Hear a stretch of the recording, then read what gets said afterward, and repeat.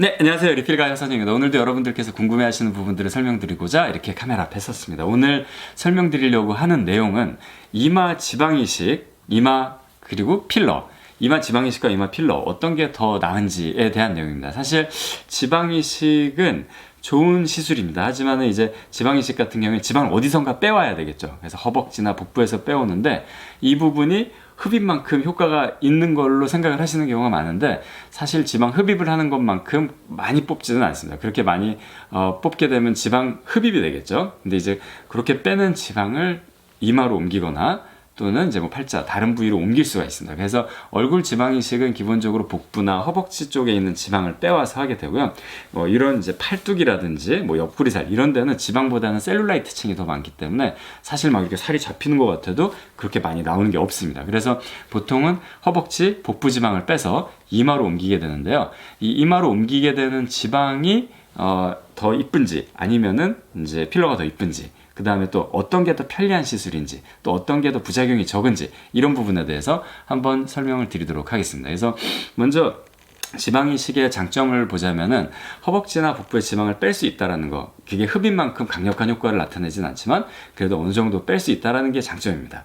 하지만은 이제 단점이라고 하면은 아무래도 지방을 빼는 부위에 또 통증도 있고 뭐 허벅지 뒤쪽에서 빼면은 나중에 이제 시술 받고 나서 어떤 의자에 앉거나 뭔가 일상생활 할 때 당기거나 아프거나 그런 부분이 있을 수가 있습니다. 그래서 약간 그리고 뭐 지방을 빼면서도 또 뭐 지방을 뺀 자리가 패이거나 뭐 이런 문제들이 생긴다는 게 지방 이식의 단점 중에 하나지만은 또 자기 지방을 이용하는 거에 있어서 또 안심을 하시는 경우가 많습니다. 이제 자기 지방을 썼다라는 것.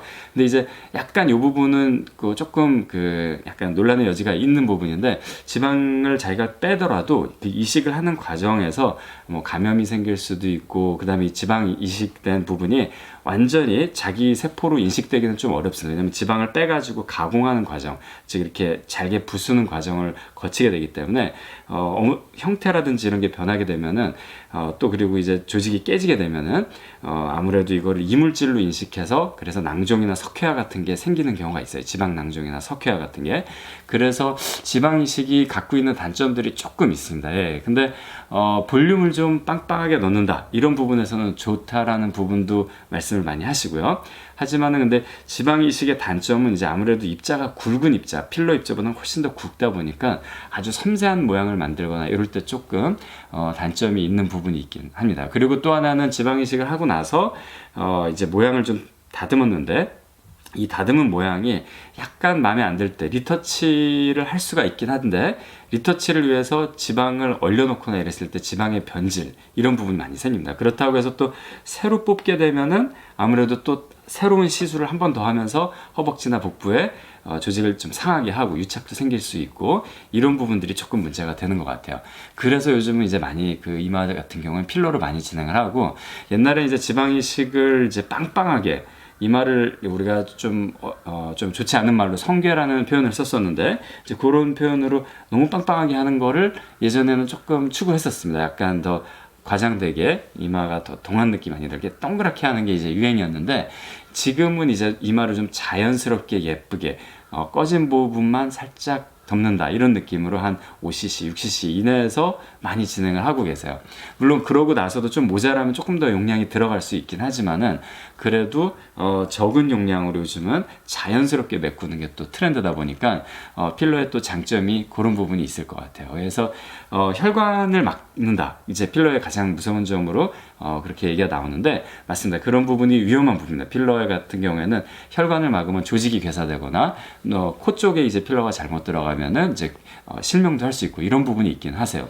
그런데 이제 지방 이식도 마찬가지로 지방이 혈관을 막는 경우가 있습니다. 그래서 그 리스크는 그런 이제 혈관을 막는다는 리스크는 지방 이식과 필러가 거의 비슷하다고 생각을 하시면 되실 것 같고요. 근데 다행히 이제 필러는 뭔가 지방하고는 좀 다른 게 살짝 혈관을 막아서 뭔가 괴사나 이런 걸로 진행될 것 같은 느낌이 들 때는 빨리 녹일 수가 있다는 게 장점이에요. 예, 그래서 필러를 요즘은 좀 많이 이제 쉬프트가 됐고요. 지방 이식에서 필러 쪽으로 시술이 많이 이제 증가를 하고 거의 대부분 이제 필러로 많이 해결을 하고 그런 부분이 트렌드라고 생각을 하시면 될 것 같아요.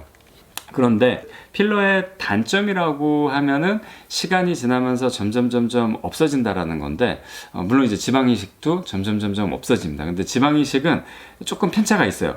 아주 오래 가는 분은 막 7, 8년도 가세요. 네. 그리고 또 금방 빠지는 분은 3개월 만에 다 빠졌다 이런 분도 있으세요. 근데 필러는 조금 일정하게 뭐 1년 반, 2년, 5년 이런 식으로 쭉 꾸준하게 가는 경우가 많기 때문에 조금 이제 필러가 예측이 더 가능하고 시술의 어떤 정량화 또는 정성화 이런 부분에서는 훨씬 더 좋다고 생각을 하셔도 좋으실 것 같습니다. 그래서 요즘은 이마 필러를 더 많이 하고 또 입자가 가볍기 때문에 또 작고 가볍기 때문에 좀 더 부드럽게 아주 미세한 굴곡이나 이런 걸 잡는 데 있어서 필러만큼 좋은 거는 없는 것 같아요. 그리고 필러는 캐뉼라와 바늘을 다 써서 할 수 있기 때문에 아주 미세한 부위들 이런 거는 바늘로 하고 조금 더 넓고 이렇게 부드럽게 만들어야 될 때 출혈을 피하고 싶을 때 이럴 땐 또 캐뉼라를 쓰고 이런 게 가능하기 때문에 장점인 것 같아요.